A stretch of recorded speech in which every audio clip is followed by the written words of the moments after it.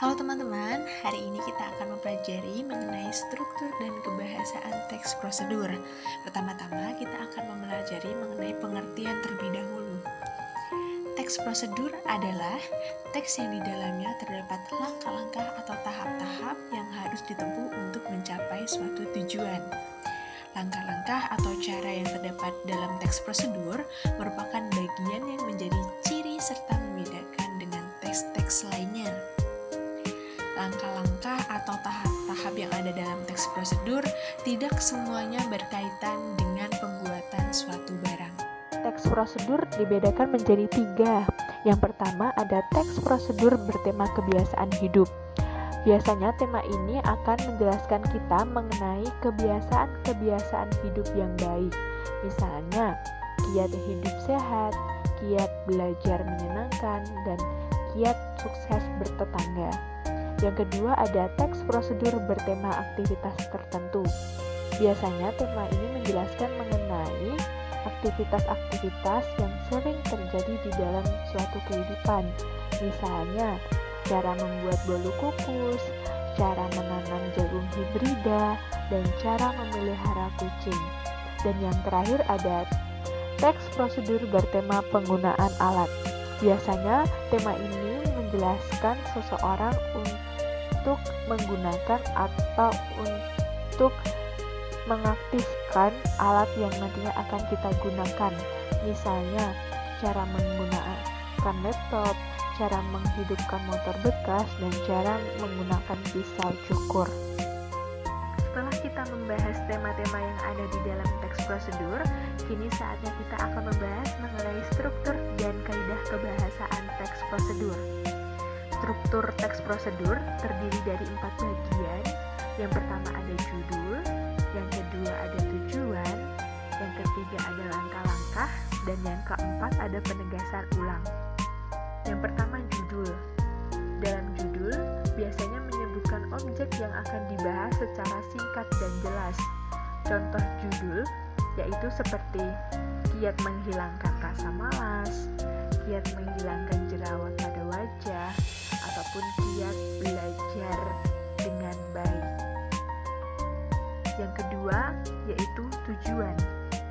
Bagian tujuan teks prosedur berisi tentang tujuan pembuatan teks atau hasil akhir yang hendak dicapai bila sudah melakukan beberapa tahapan teks prosedur tersebut. Yang ketiga ada langkah-langkah. Bagian langkah-langkah berisikan tentang langkah yang perlu dilalui agar memperoleh hasil yang sesuai dengan tujuan teks prosedur. Namun, ada hal yang harus diperhatikan di dalam bagian langkah-langkah, yaitu urutan langkah-langkah harus sesuai dan tidak boleh dilakukan secara acak, sehingga tidak menimbulkan kebingungan bagi si pembaca. Yang terakhir yaitu ada penegasan ulang. Biasanya berisikan mengenai harapan maupun manfaat apabila petunjuk itu dapat dijalankan dengan baik. Selanjutnya kita akan mempelajari mengenai kaidah kebahasaan teks prosedur.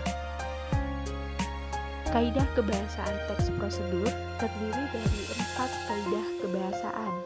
Yang pertama ada konjungsi penambahan, yang kedua ada pernyataan persuasif, yang ketiga ada kata imperatif, dan yang terakhir adalah deskripsi bahan.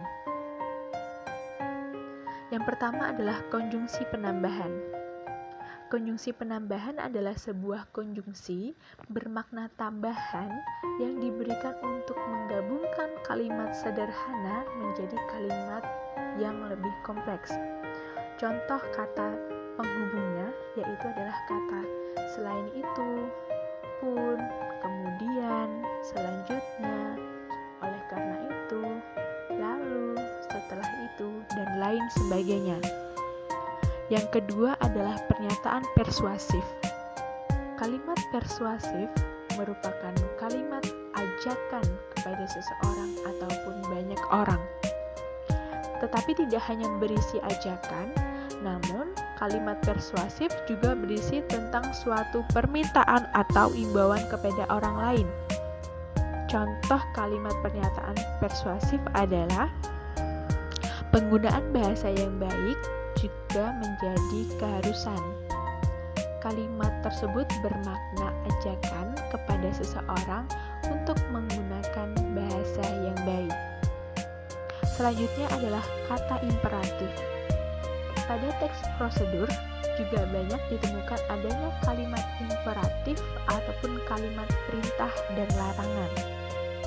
Kata kerja imperatif biasanya dibentuk dengan akhiran kan, i, dan partikel lah. Contohnya, frasa pasti ditambah imbuhan kan menjadi kata pastikan. Frasa hindar ditambah imbuhan i menjadi bentuk kata hindari. Frasa jadi ditambah partikel lah menjadi frasa jadilah. Dan yang terakhir adalah deskripsi alat. Jika teks prosedur berupa alat, maka teks tersebut harus menggambarkan secara rinci tentang benda atau alat yang hendak digunakan. Seperti contohnya adalah ukurannya, jumlahnya berapa, warnanya apa saja, dan lain sebagainya.